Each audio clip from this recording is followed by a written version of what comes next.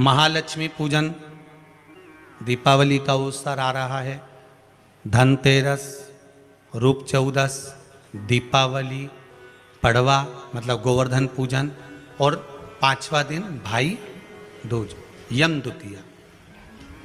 5 दिन तक लक्ष्मी महारानी आपके घर में रहेगी, आप उसकी आराधना करना। पहले भी कथा में कहा, माता लक्ष्मी को, नारायण को लक्ष्मी किसने दी है? भगवान शिव ने।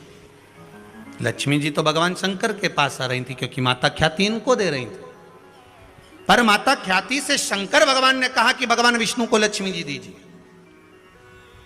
जो लक्ष्मी भगवान विष्णु को प्राप्त हो सकती है, क्या लक्ष्मी हमारे घर में नहीं आ सकती? 5 दिवस तक आप माता लक्ष्मी की आराधना करिए, उसको अपने घर में बुलाने का प्रयास करो। श्री शिवाय नमस्तुभ्यम। 5 दिन तक आप भी शंकर का अनुमोदन करो, श्री शिवाय नमस्तुभ्यम बोलो, लक्ष्मी की आराधना करो, घर में काम करते रहो, पपड़िया बनाओ, गुजिया बनाओ, जो बनाना है बनाओ, पर उस शंकर का अनुमोदन कर कर बनाओ और लक्ष्मी जी का अनुमोदन करते रहो, स्मरण करते रहो, जिससे माँ हमारे घर में विराजमान हो। आप लोगों से निवेदन रहेगा, सब दीपावली का पर्व बड़े धूमधाम से मनाना। दीपावली के पूजन का ज़्यादा बड़ा रूप में तो हम विस्तार वर्णन नहीं करेंगे। कमाई में भगवान से प्रार्थना करना कि धन आए तो अभिमान मत आने देना, अहंकार ना आए, बस इतना ध्यान रखना।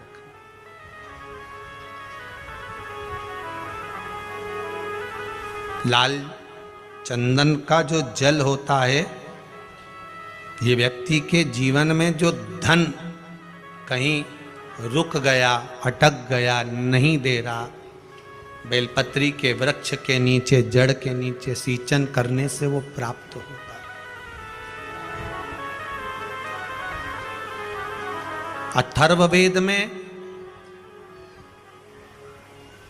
छंदो ज्ञान उपनिषद में, दोनों में,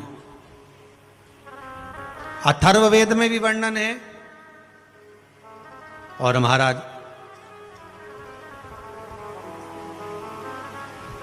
वर्णन किया गया कि पीपल के वृक्ष की जो जड़ होती है, बेलपत्री के वृक्ष की जो जड़ होती है,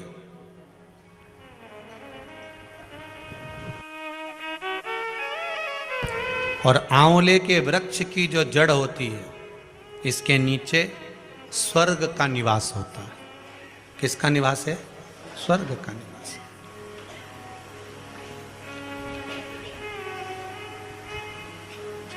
अथर्ववेद में भी कहा और छंदो उपनिषद में भी वर्णन करा।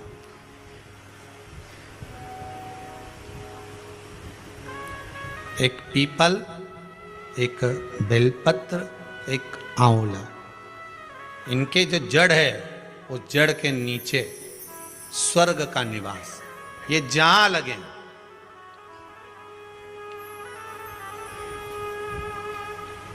बस एक बात का ध्यान रखिए उसके लिए,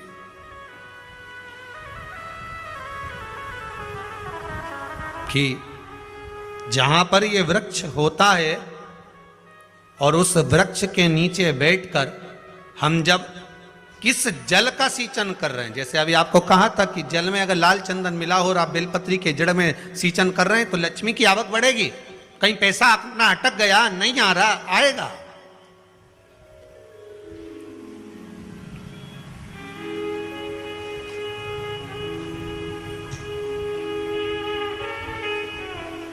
पीपल की जड़ में इत्र का जल, पीपल की जो जड़ होती है उसमें इत्र का पानी, थोड़ा सा जल, उसमें थोड़ा सा इत्र का भाग हो महाराज, और आप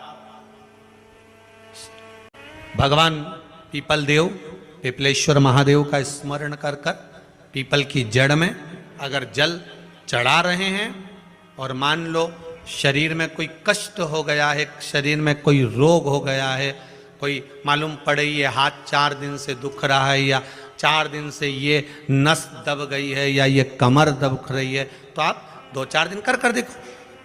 कलश के अंदर जल, जल में इत्र का थोड़ा सा भाग, पीपल की जड़ के नीचे आप उसका सींचन करिए पिपलेश्वर महादेव के नाम से। उस जल को थोड़ा सा भाग लेकर आ जाओ उसी में से जो चढ़ाया है, और उस स्थान पर जहां कष्ट है उसको लगाना प्रारंभ करिए। 2 दिन 3 दिन कर देखो। प्रैक्टिकल करने में क्या जाता है? सीवर वाला महाराज झूठ बोल रहा हो तो प्रैक्टिकल करने में क्या जाए, अपना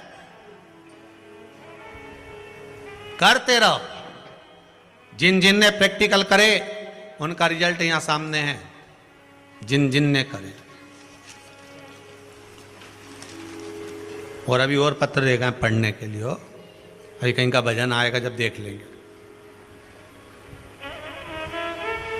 करते रहो। तीसरा, महाराज आंवले के वृक्ष की जड़। आंवले के वृक्ष की जो जड़ होती है, इसके नीचे शिव महापुराण की कथा कहती है, विष्णु पुराण कहती है, स्कंद पुराण कहती है महाराज कि भगवान नारायण स्वयं इस जड़ के नीचे अपना विश्राम करते हैं महाराज। इस जड़ के नीचे प्रयास करा करो। 1 चुटकी हल्दी, कितनी? मात्र 1 चुटकी हल्दी।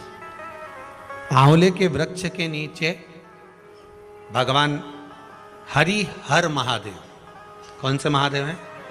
हरि हर महादेव के नाम से रखकर उस पर पूर्व मुख कर पूर्व की ओर मुख कर जल समर्पित करना प्रारंभ कर दीजिए। आप अगर प्रयास करेंगे शुक्रवार की शुक्रवार करें, या नवमी की नवमी करें, अष्टमी की अष्टमी करें, प्रदोष की प्रदोष कर लें, सोमवार की सोमवार कर लें, तो आंवले की जड़ के नीचे अगर हमने हल्दी रखकर जल का भाग समर्पित करा है पूर्वभिमुख होकर, तो अगर व्यापार नहीं चल रहा है, 1 हफ्ता हो गया बैठे हुए हो, कोई ग्राहकी नहीं है, तो 1 बार करो, दूसरी बार करने जाओगे तो आप अपने आप दौड़ कर जाओगे कि मेरा 1 हफ्ते से व्यापार अच्छा चल रहा है। आप दूसरी बार करोगे तो आपको ये ज्ञान उपदेश ये प्राप्त हो जाएगा, अपने आप रिजल्ट सामने आएगा कि हाँ, हमने आंवले के वृक्ष के नीचे हल्दी को समर्पित करा था, और उसको चढ़ाने के बाद हमने जो जल चढ़ाया है उसका फल हमको प्राप्त हुआ, उसका फल हमें मिला है। अगर कहीं अशांति का अनुभव होता है, मन को शांति नहीं रहती, बार बार ऐसा लगता है कि रोना आ रहा है, कुछ घर में अच्छा नहीं लग रहा, कहीं आंख फटक रही है, कहीं कोई पड़क रहा है, तो कभी ऐसा लगे, एक सफेद फूल पुष्प कुंदकेश्वर महादेव के नाम से अपने घर में से लेकर घुमाकर शिव जी को समर्पित कर कर आ जाओ। वापिस आओगे ना तो रुआसा सा मन होगा, ना मन में अशांति होगी। इतना पावर बाबा दे देंगे कुंदकेश्वर महादेव कि आपको खुद अनुभव हो जाएगा। केवल 1 पुष्प श्वेत कुंदकेश्वर महादेव। कुंदकेश्वर महादेव कोई साधारण नहीं है। जिस समय माता पार्वती ने विदल और उत्पल का संहार करा था, तो कुंदुक भगवान के चरणों में जाकर लगा। उस कुंदुक के लगने से भगवान शंकर का नाम कुंदकेश्वर हो गया। भगवान शिव ओघड़दानी, त्रिकालदर्शी, कैलाशी, अविनाशी, भगवान शिव के अन्य अवतारों का वर्णन है। फिर आगे जो चरित्र कहा गया है, भगवान के 12 ज्योतिर्लिंग का स्मरण कराया गया। महाराज एक बात ध्यान रखिएगा, शिव महापुराण कार्तिक महत्तम कथा तो आज विराम हो जाएगी, पर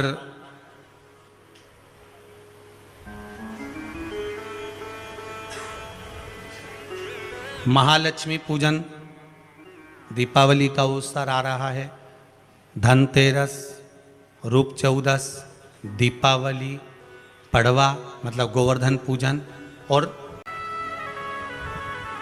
उसका फल हमें मिलेगा।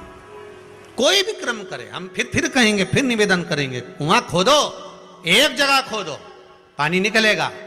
कभी यहाँ भटक गए, कभी वहां भटक गए, थोड़े दिन यहाँ आ गए, थोड़े दिन कहीं दूसरी जगह चले गए, फिर तीसरी जगह चले गए, चौथी जगह चले गए, भटक रहे हैं। अब बाबा से विनती करना, अब नहीं भटकूंगी चाहे कुछ भी हो जाए। बहुत भटक ली, सारी दुनिया में जाकर घूमी आई, सबसे निवेदन कर कर आ गई, अब मेरे बस की नहीं बची, अब तो तेरा दरबार है और तेरा भजन है, इसके सिवाय कुछ नहीं करूं। श्री शिवाय नमस्तुभ्यं, श्री शिवाय नमस्तुभ्यं, श्री शिवाय नमस्तुभ्यं, श्री शिवाय नमस्तुभ्यं, इसके सिवाय कुछ नहीं करो।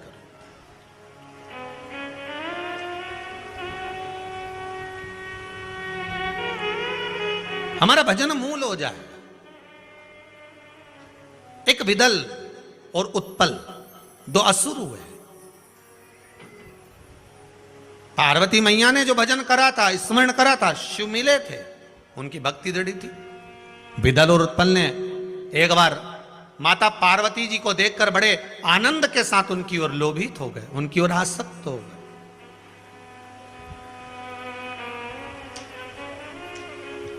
जो जो राक्षस, जो जो असुर भगवान की ओर लोभित हुआ, भगवान ने उसका कल्याण कर दिया। दुनिया के लोग संसार को देखकर लोभित होते हैं, ये कितनी सुंदर है, वो कितना सुंदर है, वो ऐसा है, वो वैसा है। हम काया देख रहे हैं, केवल शरीर देखा।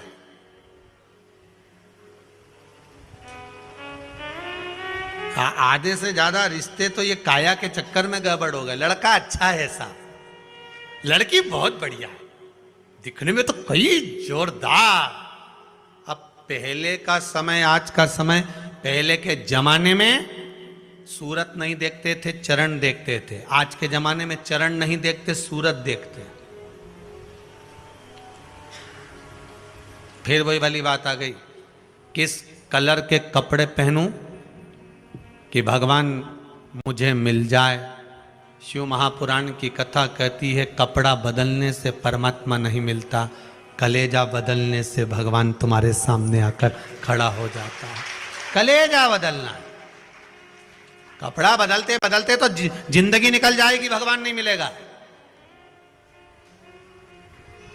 पूरी जिंदगी निकल गई। क्या हुआ कपड़ा बदलने से? वो रावण ने बदला था, क्या हुआ? कपड़ा बदलने से भगवान ने।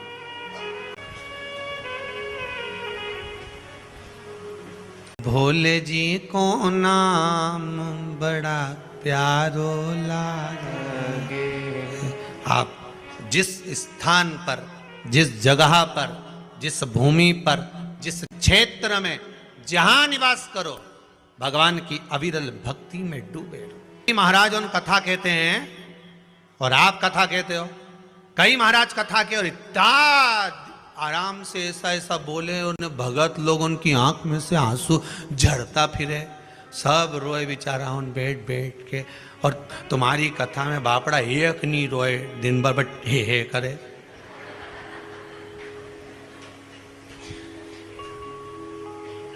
और तुम भी व्यासपीठ पे बैठ के बस हंसता रहो, ने ठिठोली करता रहो। है? तुम्हारी भी आंख मांख में आंसू नहीं आए, और बाकी का महाराजन तो कथा के नहीं बापड़ा सब झड़ता फिरे। 25 बार मुंडा साफ कर ले, 2-4 बार तो सपेट ले। अब तुम तो, तुम्हारी संपट नहीं पड़ेगी, तुम सब ठिठोली, सब हंसे और तुम भी हंसो। अरे भैया, पूरे ब्रज में घूम लेना, पूरे ब्रज में घूम लेना, और एक बार ब्रज में घूमने के बाद में नंदगांव जाना, गोकुल जाना। कौन कौन गया जरा हाथ उठाओ। जम के हंसो। अब उस समय पे तुम्हें हंसी आती है, पर नहीं, पर तुम्हें हंसना पड़ता। बोलो सही है कि गलत है? क्यों हंसाते हैं नंदगांव में, क्यों हंसाते हैं गोकुल में, क्यों हंसाते हैं ठाकुर जी के सामने? क्योंकि वो ब्रजवासियों को मालूम है पूरी जिंदगी रोने के लिए पड़ी है। श्री शिवाय नमस्तुभ्यम। स्वागत है आप सभी का मेरे चैनल कुबरेश्वर धाम सीहोर में। यदि यह वीडियो अच्छा लगा है तो इस वीडियो को लाइक और मेरे चैनल कुबरेश्वर धाम सीहोर को सब्सक्राइब जरूर करें। धन्यवाद।